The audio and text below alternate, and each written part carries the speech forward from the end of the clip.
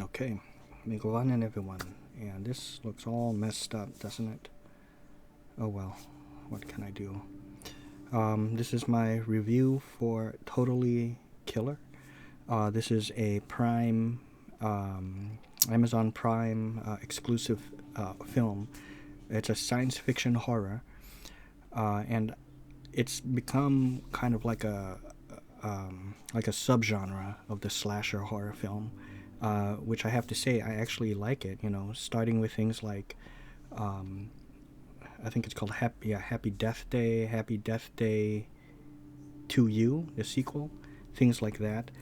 There's also another one that kind of reminds me a little bit of Totally Killer, although it's this one is a bit more on the comedic side, whereas the other one I'm talking about, which is called The Final Girl, that one stars Tasia Farminga, Nina Dobrev, and some other people. That is a very good one. That was gifted to me by a dear friend, whom I've lost contact with, but his name is Roger. His channel is called Channel Dawnstar, but he gifted that to me long time ago. So thank you again. I want to shout him out and thank him again for that. That was a very great one. But this is Totally Killer. It just came out, I think, today or within the last day or two, maybe. I think, but it's very, very, very super recent. Totally Killer. It stars Kernan Shipka. Kernan Shipka. I've seen the name, and I think she was like a voice on I think the anime movie, or it's a Hayao Miyazaki film. I have it right there. When Marnie was there, and I believe she was a voice in that one, or it could have been Secret World of Arrietty. I can't remember now, but I've seen the name Karen and Shipka. And what it is there's a killer, and I forgot what they referred to him. Oh, 16 stab killer or something like that. He stabs his victims 16 times on their 16th birthday. It's not funny for real life, but I mean that's just the gimmick of the film. But and he wears a mask. I don't even know what's that a mask of, but just some guy with blonde hair, and the mask. And I don't want to spoil anything, but I'll say this: tragedy befalls her, Kernan Shipka, and she bumps into one of her nerdy friends, and she's quite cool, very smart, and she devised this time machine, something she's been working on, and something that her mother, the time machine creator, mother, has been working on, and she's just kind of picking up where she left off to get it to work. Well, suddenly it does work. Something happens and it does work, while Kernan Shipka is being pursued by the killer in the mask, and she gets thrown back into time, into 1987, where this whole ordeal began, this whole spree of the 16 stab killer began. He may not be called 16 stab killer, but it was something to that effect, I think, with 16 in the title, because he stabs them 16 times. And the whole thing is she enrolls herself into the school, the same school, and she seeks out the aid of her mother and her mother's friends, whom her mother, Kernan Shipka's mother, turns out to be someone that she didn't expect to be like. She thought she was kind and very polite, but it turned out that she is not. But she learns some things, a thing or two about her mother, and she teaches in turn them a thing or two about life.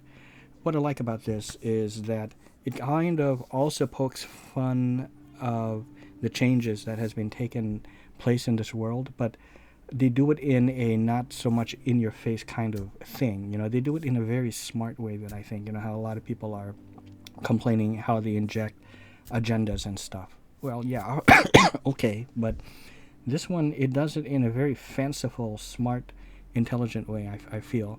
Because she'll bring up, for example, there's a character in here that they always refer to back in 87 called Fat Trish. And she would say, first of all, you can't say that. You can't use that word. It's just, you don't do it. But she doesn't linger on it too much. And it seems like she's coming from a genuine place and not from someone who's just jumping. I'm talking about Karen Shipka. She's not just jumping on the bandwagon of this, new way. It's something that's it's just common sense to be kind and polite, And sure, back in the 80s and 90s, there's terminology that we used that nowadays you just cannot use. For me personally, I'll just say that I don't know. I don't know how I feel about it. I guess I've come to the realization that maybe, it was maybe, it was not maybe, but it was wrong to say it then, right? But it's wrong now. But I just still feel like I will not get into it any further, because I feel it's just if you can't make fun of yourself, then who can you make fun of, that kind of thing, or however that saying goes, if you can't, you have to laugh to stop from crying, or however any of those sayings go, kind of thing.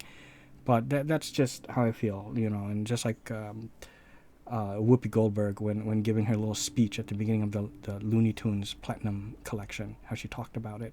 So even though there was a racism stuff in the Looney Tunes and stuff like Tom and Jerry, but they make fun of Asians, they make fun of blacks, but you still laugh at it because you laugh at yourself, kind of thing. You don't take it too seriously, and you don't get hurt by it. That's just how I feel about it, and I'll keep it at that. But she brings up things like that, or there's a picture called it's like they're not a picture, their mascot, and it was an Indian, the Red Killers or something like that, and it's a picture of the Indian, and he's red, and she says, "Oh, here we go. I knew this was coming. The racism stuff begins, because back then, the Indians, you can have the stereotypical Indian, or the Asians, or whatever, whatever, and it's just." But it's coming from a place of where she's just being polite, and not necessarily because she feels like it doesn't feel like a bandwagon thing for her. Hard to explain what I'm trying to say, but there are just some people that jump on the bandwagon just to be a part of it, but maybe they don't actually believe it, or didn't give two shits about it back then, but only now do they, to stay relevant in some way. And ones that are just generally, they do it out of politeness and common sense. And that's where I feel Karen Shipka is coming from, So it's kind of making fun of it at the same time, but coming from a place of, a genuine feeling of her personality, So I guess teens back in the 80s were pretty dumb. I suppose I was pretty dumb. But I think I like things like with the weed, where she goes, "What is this?" It says, "Oh, this is your weed. Well, 80s weed sucks. I can get you a gummy this big that is like 100 times more stronger than this one," or something like that. Or like, "This is a time machine. I have proof. This is a time machine. No, that's my phone. Would you like to see the time machine?" It has great lines like that. So I do highly recommend this. So, sorry for if my speech is low. I'll just show you right now. I still haven't gotten my front tooth fixed, so see, it's still, So I apologize for the weird speaking sometimes, and pronunciation and things. So forgive me. I don't.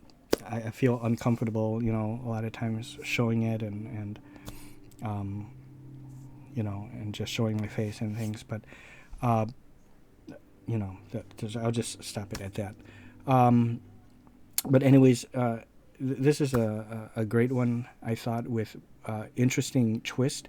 It stars also the man who is kind of like his dad is an anchorman, and he is like an anchorman of sorts, but for like he has a podcast kind of thing.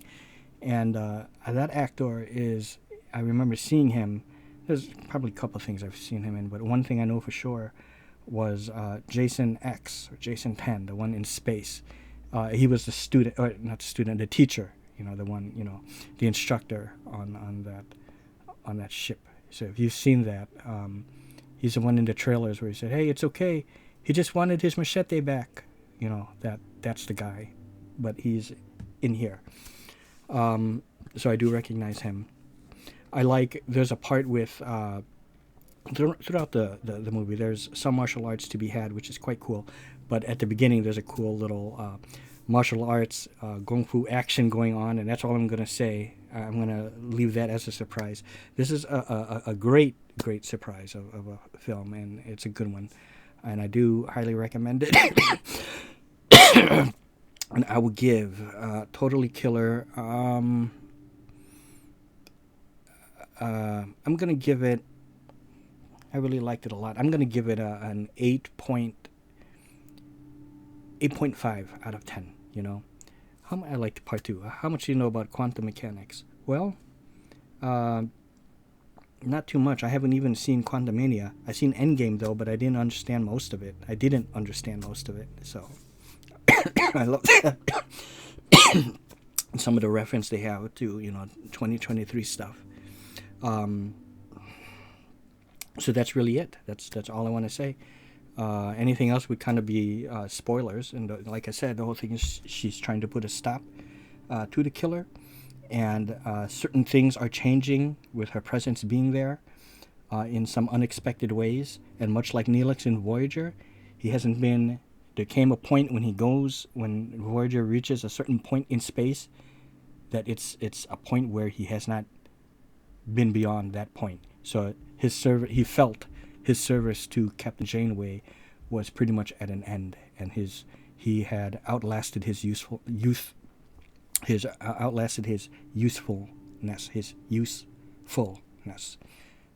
Okay, so let me just say that. So there's a point where she began to feel, her history was not going to be as accurate as it once was. Okay, so that is it. Hope you all enjoyed, and see you.